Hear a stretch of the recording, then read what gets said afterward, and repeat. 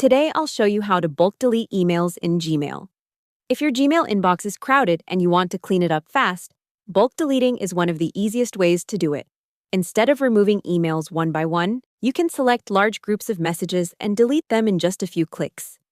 The easiest way to do this is on a computer, because Gmail gives you more selection options in the desktop version. So first, open Gmail in your browser and go to the inbox. Promotions tab, Social tab, or any label or folder where the emails are stored. Before you delete anything, it's a good idea to narrow down the emails you want to remove. You can use the Gmail search bar to find specific messages. For example, you can search by sender, by date, by unread status, or by emails that contain attachments.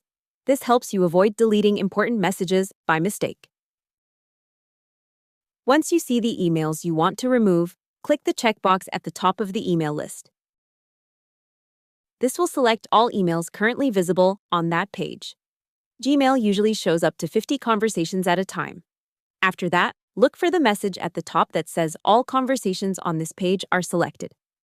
Gmail may also show another option that says select all conversations that match this search. Click that if you want to. Bulk delete everything that matches, not just the first 50 emails. Now click the trash bin icon at the top. Gmail will move all selected emails to the trash folder.